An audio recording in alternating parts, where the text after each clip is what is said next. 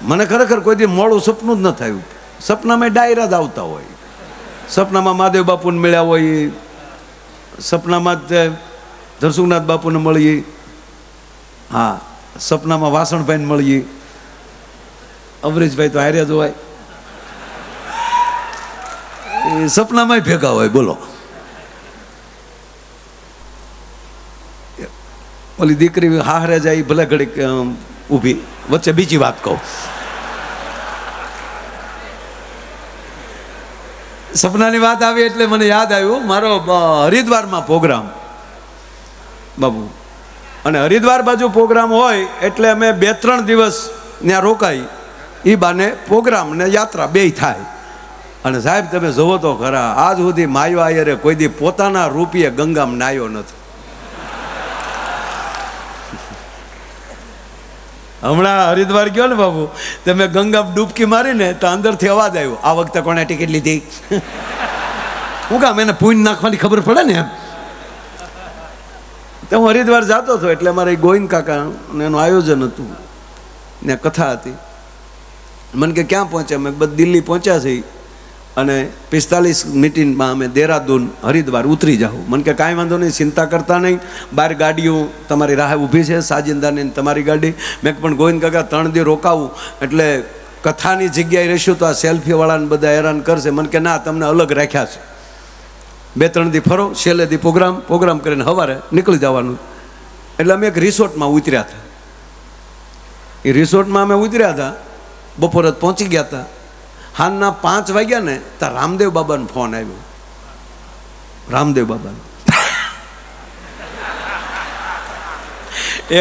એક ભાઈના દાદાને ખરેખરે ગયા ને અમે, એટલે ખરેખરે ગયા એટલે આપણે પૂછીને ખરેખરો કરીએ ને, દાદા કેમ કરતા ગુજરી ગયા? તો મને કે માયા ભાઈ દાદા યોગા કરતા કરતા ગુજરી ગયા. અરે મેં કહ્યું યોગથી તો રોગ વયો જાય. મને કે આમાં દાદો વયો ગયો. અરે મેં કઈ રીતે? મને કે હમણાં મને કે માયા ભાઈ રામદેવ બાબાને રવાડે સીડ્યા.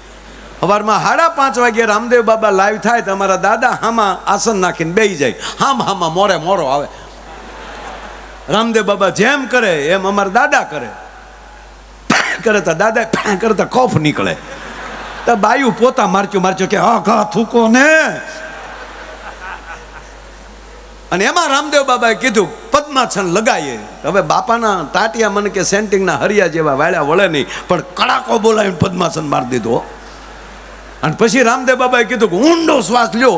અને ઊંડો શ્વાસ લીધો, અને એટલો ઊંડો શ્વાસ લીધો ને દાદાની આંખું બંધ થઈ ગયો, લાઈટ વહી ગઈ. લાઈટ આવી તા દાદો વહી ગયો.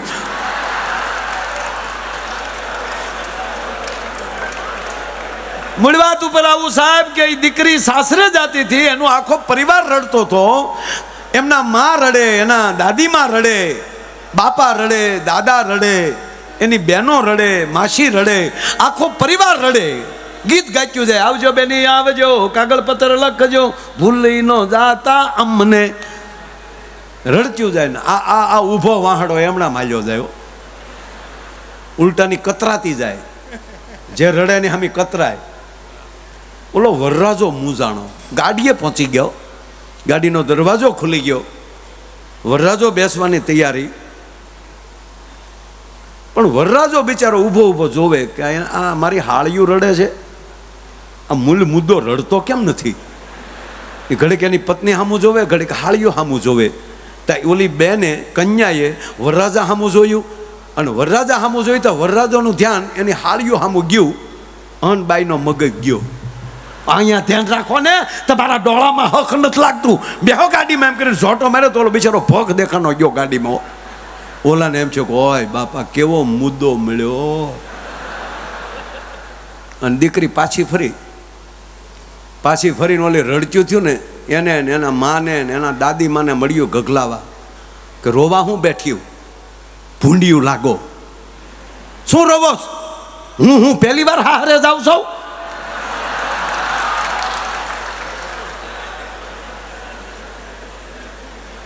આ જોક્સ નથી, આ હસવાની વાત નથી. લગ્ને કુંવારા નો રહેતા. આવી રીતે ભેગા થયા છો ને એ હૃદયમાં લઈ લેજો. અને યુવાન મિત્રોને પગે લાગીને કહું, વિચારોથી એક રહેજો. દ્વારકાધીશે જે કીધું એ કરજો.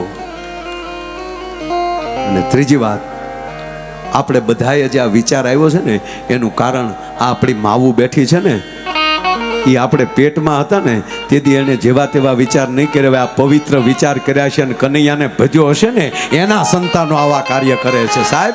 એટલે મારે કહેવું છે, મેં જશોદાને નથી જોયા પણ માડી તારા કેટલા એ જનામાની રે આત્માની રે નંદરાણી તારા.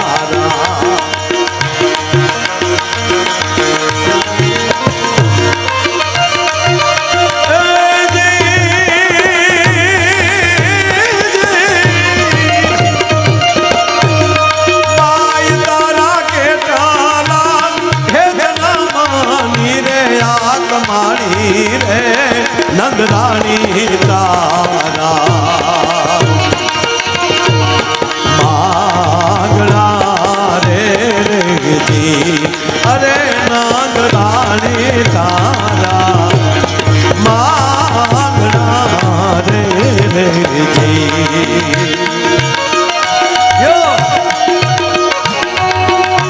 તમને હસાવાય છે, આનંદ કરવો છે, પણ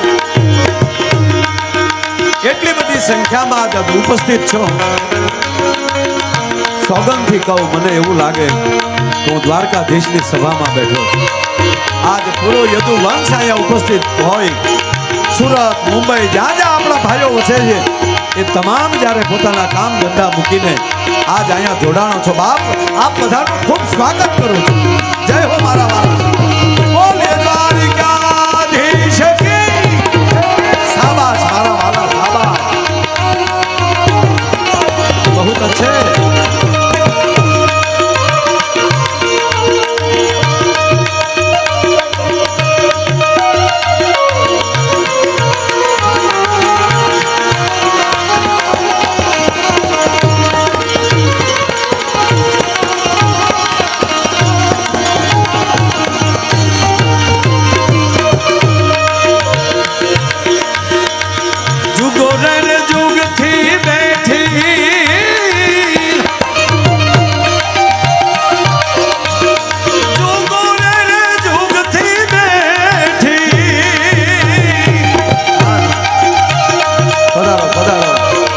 બાપુ પધારો, વાસણભાઈ પધારો, અમરીશભાઈ પધારો, ગિરીશભાઈ ક્યાં વાત. વાહ રામજીભાઈ વાહ.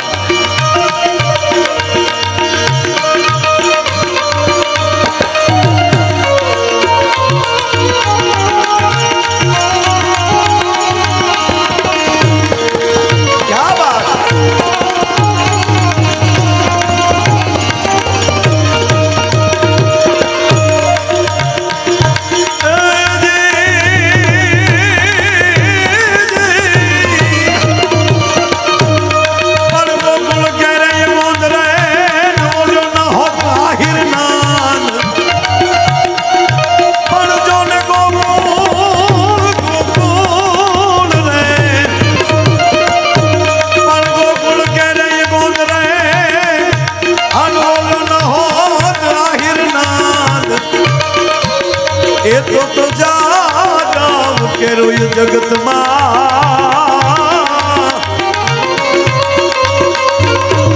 એ જોયો ફૂટાત નહીં કરવ્યા.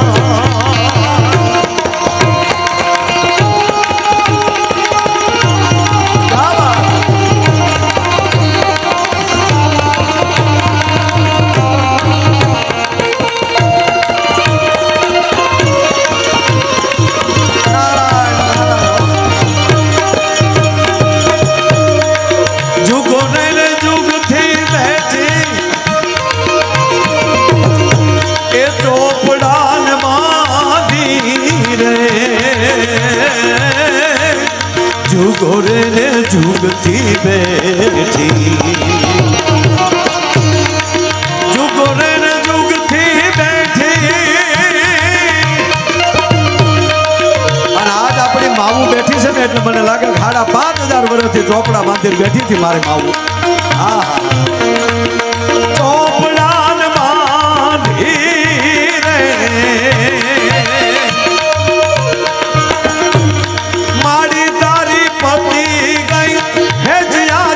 બધી ઉઘરાણી રે આયરાણી તારા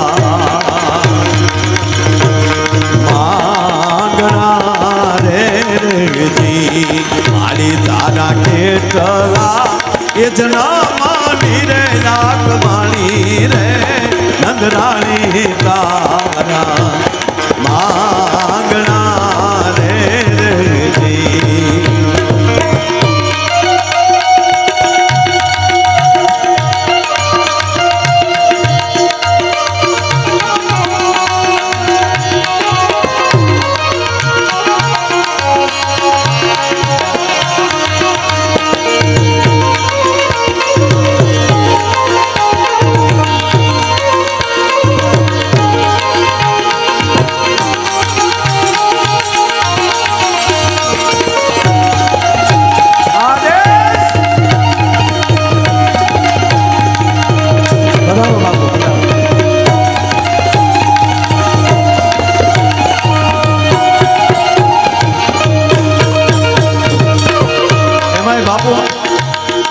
વાસણભાઈ આમ વર્ષોથી એને ઓળખું છું.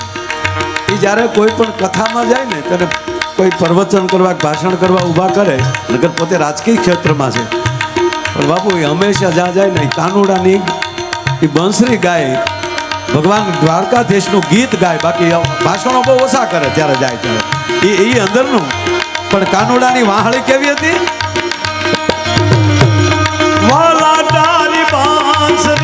હે સુણીને ગોકુલ ડોલે રે કામણ ગારી બંસરી રે રેવી અરે રે કામણ ગારી બંસરી રે રેવી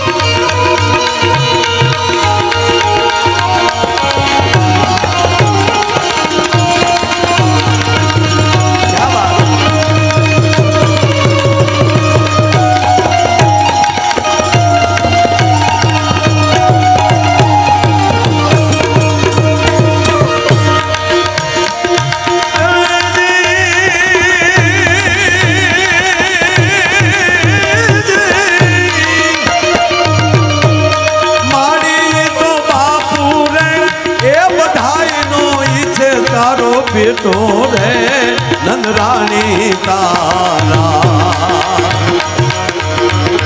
માંગણા રે રેજી તારા કેટલા એ જ ના માની રે આંખ માણી રે નંદરાણી તારા માંગણા રે રેજી